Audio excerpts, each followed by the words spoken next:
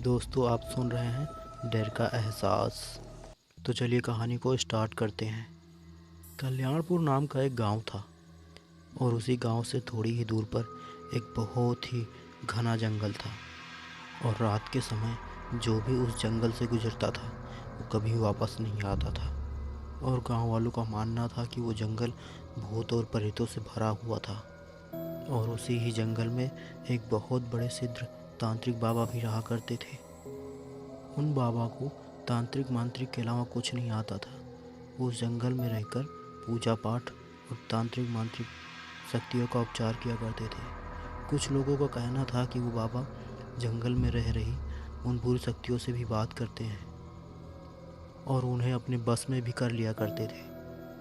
और जब गांव के किसी भी लोगों की तबीयत खराब होती थी तो डॉक्टर की बजाय उस तांत्रिक के पास जाते थे और तांत्रिक उन्हें ठीक कर दिया करता था। गांव वालों को उस तांत्रिक के ऊपर बहुत ही विश्वास था। गांव वालों का मानना था कि बाबा जंगल में रह के हम गांव वाले लोगों की मदद किया करते हैं, लेकिन वह इस बात से अनजान थे कि वो तांत्रिक अपनी काली शक्तियों से गांव के धीरे धीरे करके एक एक लोगों को गायब कर रहा था। तांत्रिक के पास एक कुर्सी थी और वो कुर्सी कोई मामूली कुर्सी नहीं थी। तांत्रिक जब भी अपनी काली शक्तियों को सिद्ध करता तब वो उसी कुर्सी पर बैठकर पूजा पाठ किया करता था।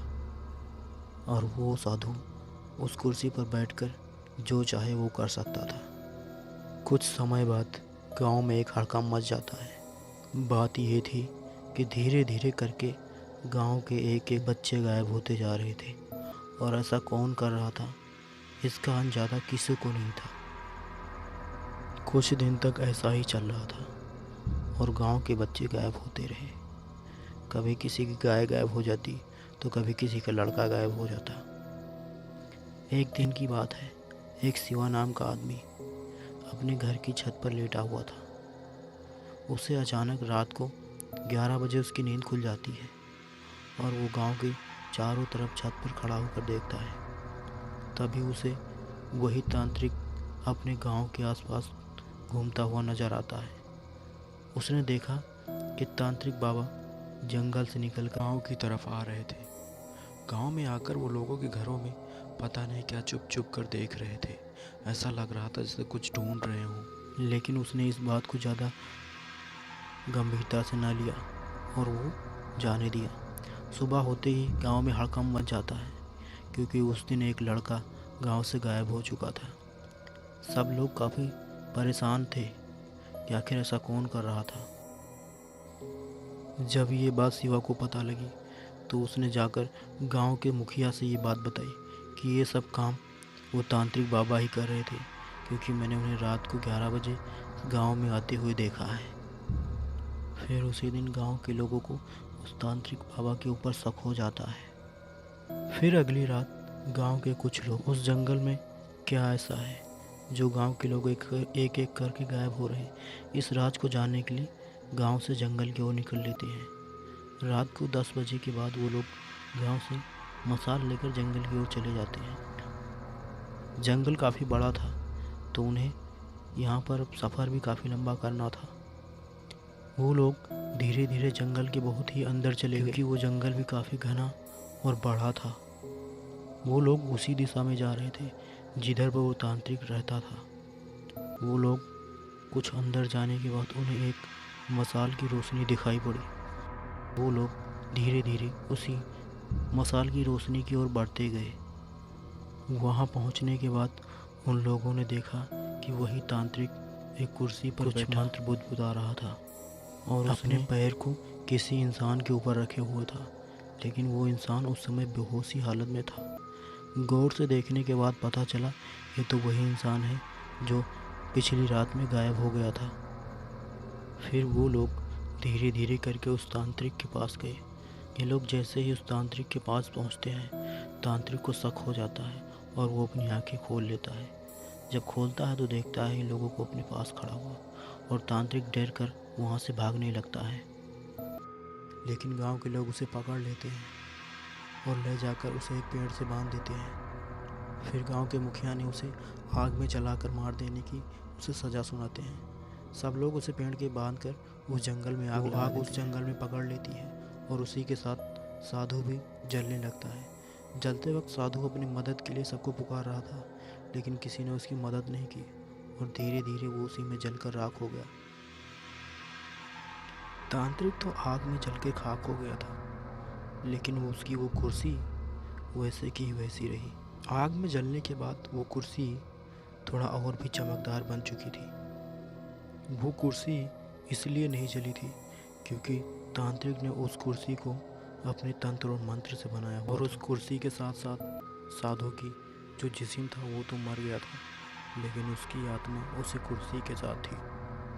वो भी अभी जिंदा था, लेकिन वो अब पहले से ज़्यादा और भी ताकतवर और भयानक बन चुका था। और दूसरी तरफ गांव वाले अब बहुत खुश थे कि अब मेरे गांव की जो बला थी वो टल चुकी है और वो सब खुशी मन से रहने लगे थे। कुछ दिन बीतने के बाद एक दिन एक किसान अपने खेतों में काम कर रहा था। दोपहर का समय था, उसे बहुत जोरों की प्यास लगी थी। उसने अपनी बोतल से पानी पिया और आराम करने के लिए वो उसी जंगल की तरफ चला गया जिधर उस साधु को जलाया गया था। साधु को जलाने की जो बात थी ये अब लगभग काफ़ी पुरानी हो चुकी थी और इससे लोग अब डरना बंद कर दिए थे। ये जाकर उसी जंगल में आराम करने लगा। तभी ये वहाँ पर बैठा ही था कि तभी उसे वही कुर्सी दिखाई पड़ती है। वो कुर्सी काफ़ी खूबसूरत लग रही थी, ऐसे लग रही थी वो सोने और चांदी से बनी है। ये उस कुर्सी को देखकर हो जाता है और उस कुर्सी को घर ले आता है। घर लाने के बाद घर वाले भी काफ़ी खुश हो जाते हैं क्योंकि वो कुर्सी बहुत ही खूबसूरत थी।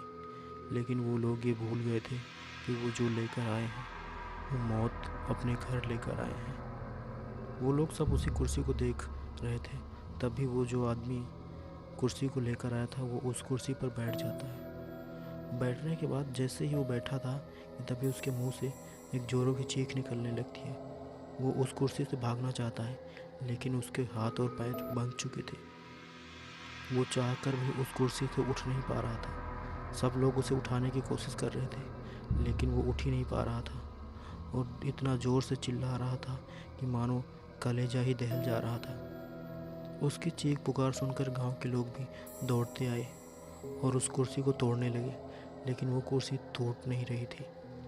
तभी उस कुर्सी में अचानक से आग लग गई और उस आग की चपेट में आकर वो आदमी भी मर गया। कुर्सी और आदमी दोनों राख बन चुके थे और राख सबकी आंखों के सामने ही पता नहीं कहाँ गायब हो गई। एक बार फिर लोगों के दिल में डर समा गया था। लोग डरने लगे थे क्योंकि ऐसे ही हर 4-5 दिन के बाद कोई ना कोई घटनाएं सुनने को मिलने लगी थी। कभी किसी को खाट पर चपक जाता तो कभी कोई टेबल पर चपक जाता। और ये टेबल और खटिया भूतिया हुआ करती थी, ये जान लेकर ही छोड़ा करती थी। सब लोग बहुत परेशान हो गए थे। तभी एक दिन इनके गांव में एक साधु घूमते हुए आता है। वो पूरे गांव में घूमता है और फिर जाकर मुखिया के द्वार पर बैठ जाता है। मुखिया बहुत उदास थे। तभी वो साधु उस मुखिया से जिस चीज़ को लेकर परेशान है मैं समझ रहा हूँ और उस समस्या का समाधान भी मेरे पास है।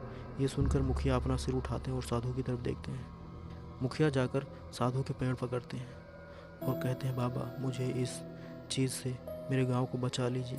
हम लोग काफ़ी परेशान हो गए हैं, वो इतना परेशान हो गए हैं कि हम गांव छोड़ने पर मजबूर हो गए हैं। तभी साधु ने कहा, आप परेशान नहीं हो, मैं आ गया हूँ, अब सब सही कर दूँगा। फिर साधु ने एक दिन बताया और उस दिन हर घर से एक लाल कपड़ा और एक चावल और घी लाने के लिए बोला। वो लाकर ये सब चीज़ें लाकर गांव के बीचों बीच में एक हवन चालू किया। वो हवन एक हफ्ते तक चली और एक हफ्ते के बाद उसने पूरे गांव को पीले कलर से चारों तरफ से घेर दिया और फिर बोला, ये लाल कपड़े को सब लोग अपने घर के दरवाजे पर बांधना। अब वो बुरी शक्तियाँ आपका कुछ नहीं बिगाड़ सकती। और सभी लोगों ने ऐसा ही किया। तब से अभी तक गांव के लोग सब खुश रहते हैं और वो कुर्सी अब दिखती नहीं है। अभी तक तो कुछ ऐसा नहीं हुआ है, लेकिन आगे अब क्या होगा इसका कोई पता नहीं है।